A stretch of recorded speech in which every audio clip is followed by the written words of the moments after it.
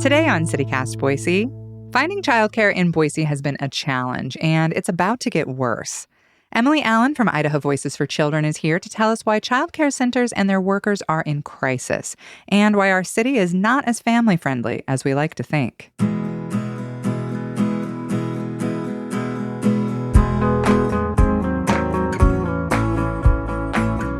It's Monday, October 2nd. I'm Emma Arnold, and this is what Boise's talking about.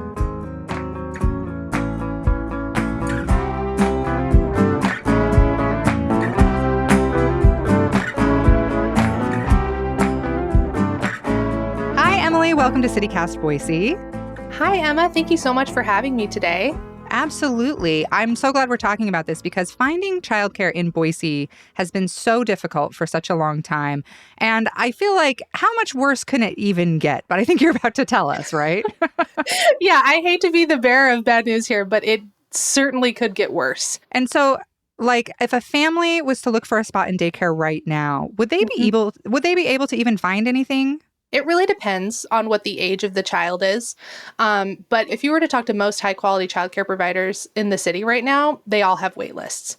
I spoke to a childcare provider last week who said that they're stopping taking requests at this point and adding to their wait list in an effort to be transparent with parents who call in, because there's no conceivable way they'd be able to find a seat for them for the 2-year-old age range until next summer. That's the soonest possible time a seat would come open. And they would still have a very long wait list. And that's with even this planned addition to their center where they're going to add a whole new additional room to accommodate more children. And I don't think that that is dissimilar from most of the childcare centers across the city. Yeah, and wait lists have been a thing for a long time now, too. It's not like this just started, right? That's right. The childcare availability in Boise has been low for quite some time.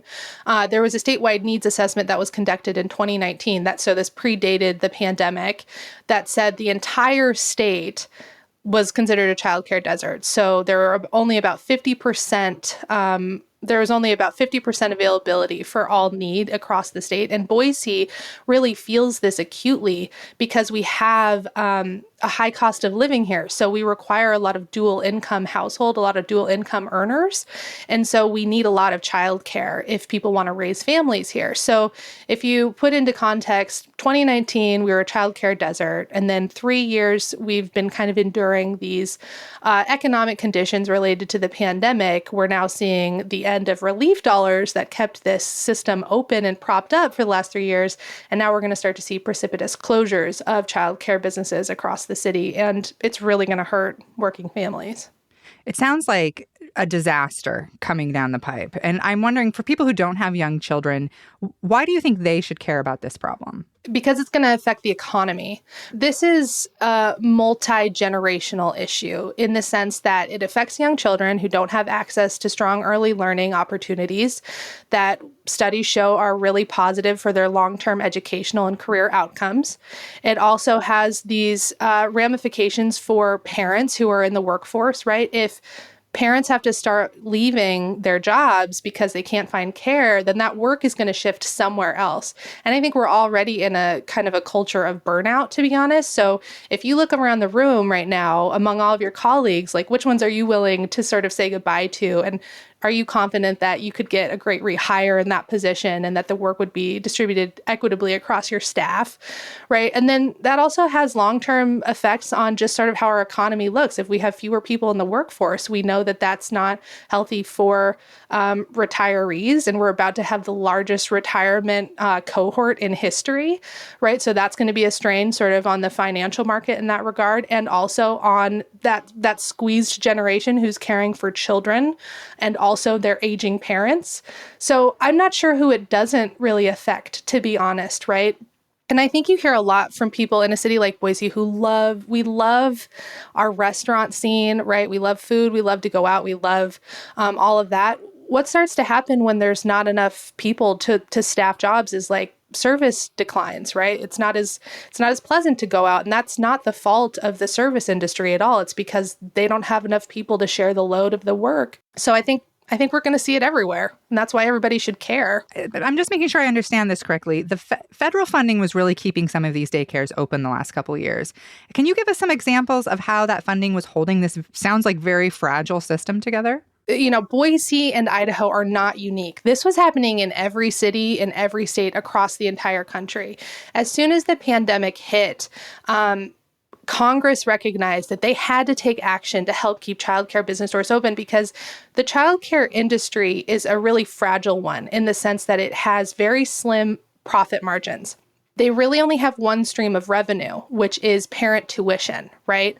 So when parent tuition falls out the bottom, like it did at the beginning of the pandemic, where people were pulling their kids out of care for health and safety reasons and concerns, or because they got laid off and therefore they couldn't pay for care, or childcare businesses closed in an abundance of caution, right? What happened is there was no safety net to catch this really critical market that helps sustain the entire workforce.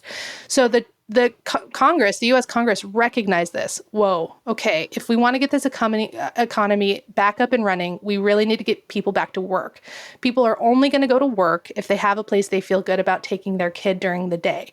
So they passed these 3 relief acts, and the most significant one of them is the American Rescue Plan Act. And that was passed in March 2021. And those dollars really helped extend this intention to relieve the industry, to help get grants going directly to childcare providers to cover operational costs like rent or mortgage or just goods that are necessary for cleaning in these enhanced sort of, public safety measures that were in place to keep kids healthy, as well as food that you're feeding little kids, right? And to help make payroll. So those were going out in Boise and Idaho to all the childcare centers. And those dollars in our state expired on June 30th. So we are now 3 months out from those relief dollars ending. And those amount of relief dollars really depended on the size of your center. So if you were a large center that were caring for many children, and they kind of qualified this as serving more than 25 children, but there are a lot of centers in Boise who are caring for more than 25 children, you could be getting up to $20,000 per month to help sustain your operations that were supplementing the tuition you were receiving from parents. And when you hear $20,000 and you're like, that's so much money, right? Like they must be able to, parlay that into other improvements in their centers or whatever. But the reality is that childcare is expensive because you have to pay your workers a living wage. And Idaho childcare businesses are really struggling to do that. And in Boise, that's particularly the biggest issue because the cost of living is so expensive in Boise. Childcare workers here want to be paid more, but the childcare business owners can only raise tuition so much more for parents. And so, care is about $1,000 probably as like on a general average. The average is a little bit lower. The market rate is a little bit lower. It's about $700 for one child. But as soon as you start to think about families with more than one kid, right, that number jumps up very quickly. So for one family, you're receiving probably a minimum of $1,000. And if you have more than 20 kids, right, then suddenly that $20,000 is like very quickly sort of absorbed just in those basic costs that you're charging your families. So the loss of that money to supplement parent tuition is really significant.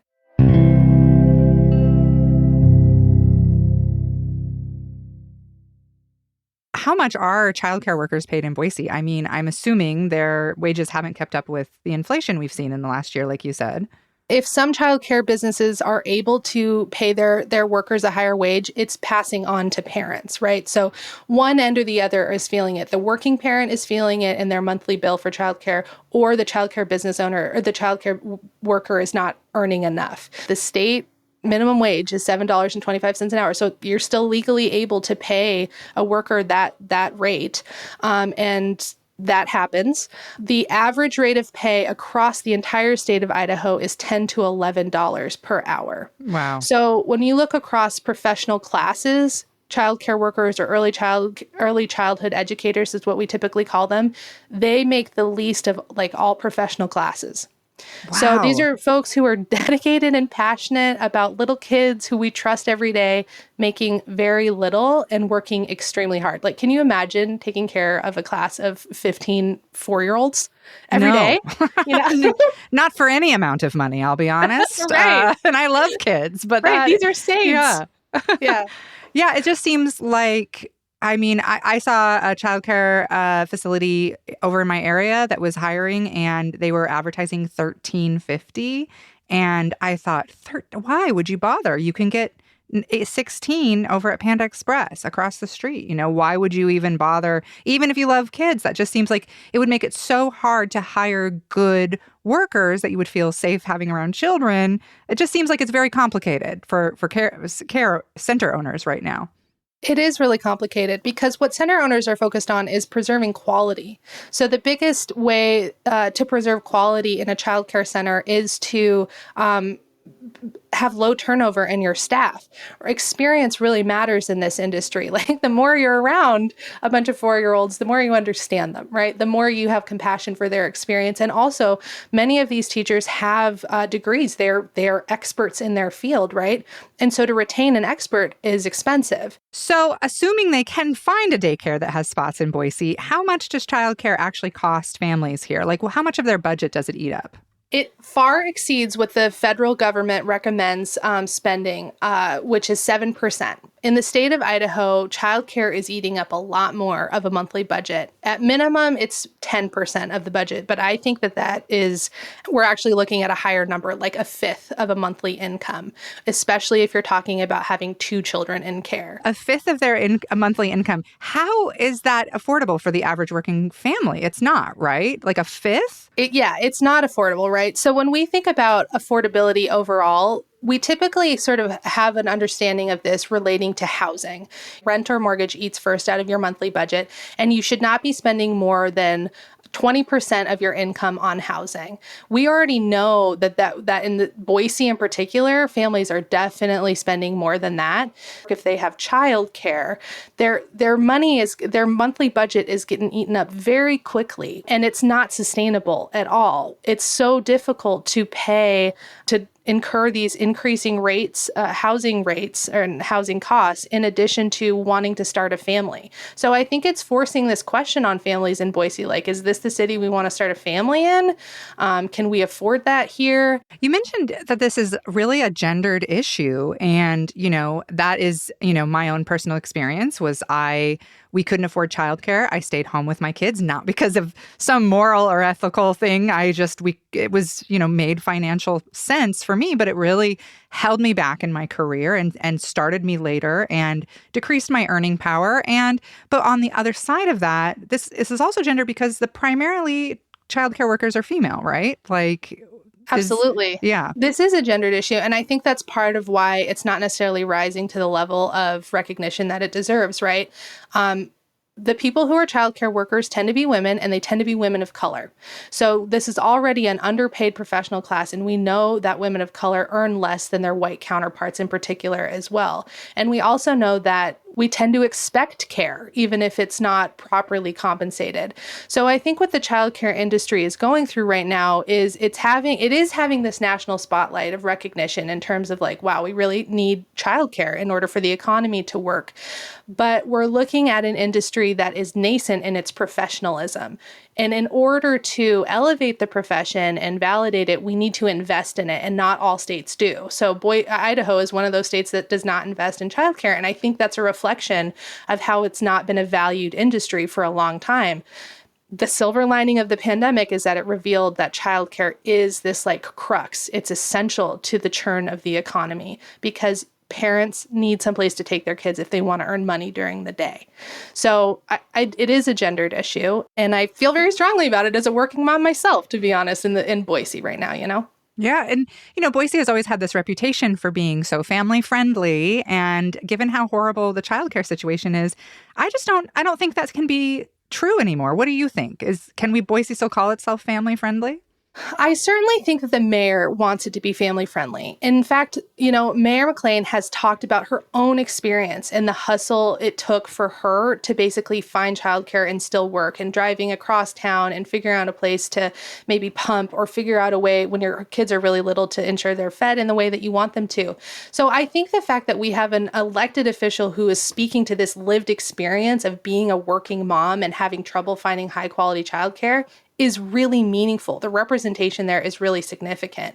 Last year, the city of Boise did choose to use some money to give directly to childcare workers in a grant that they received in the fall if they were eligible. So that was a nod that the city made to childcare workers to say, we really value you. We understand how important you are to our city's economy.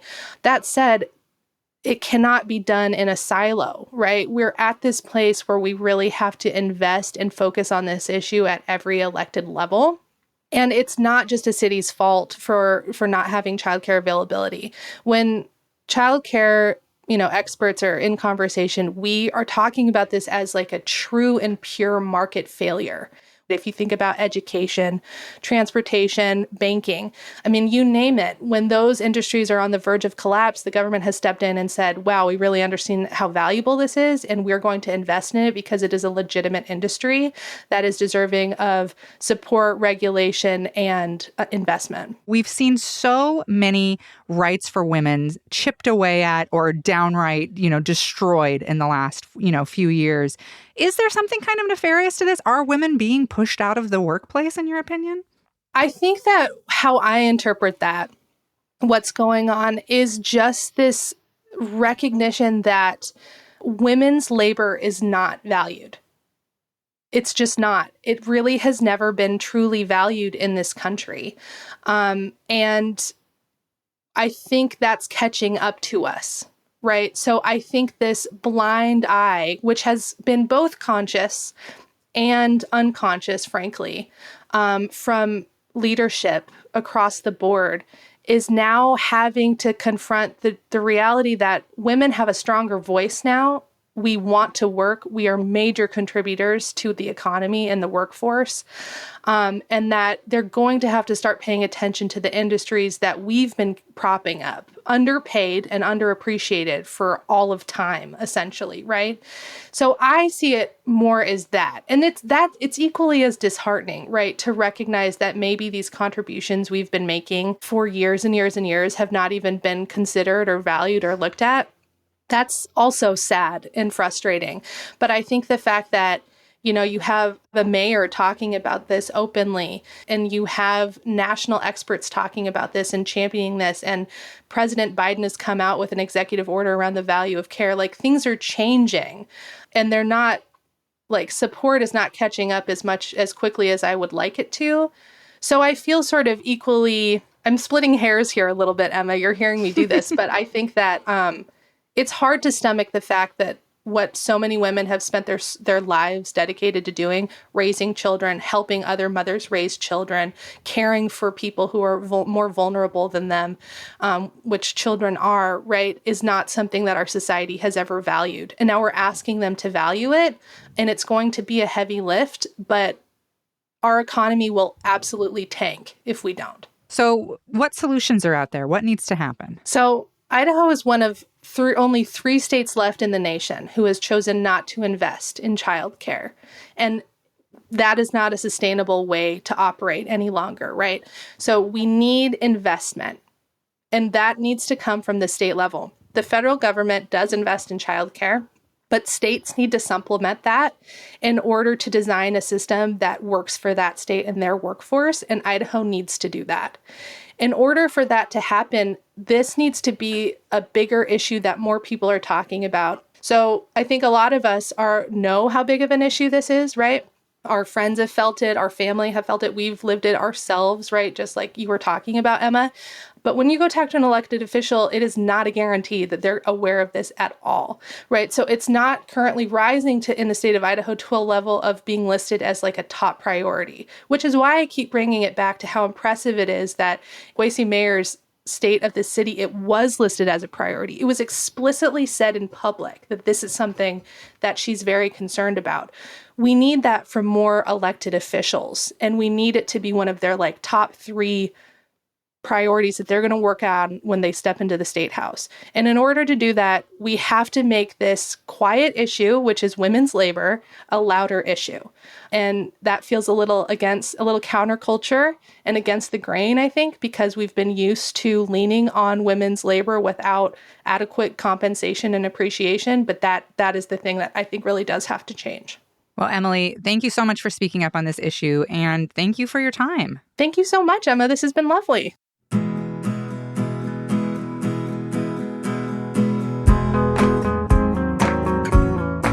That's all for today here on CityCast Boise. If you enjoyed the show, tell a preschool teacher. We'll be back tomorrow morning with your guide to fall winery tours. Bye.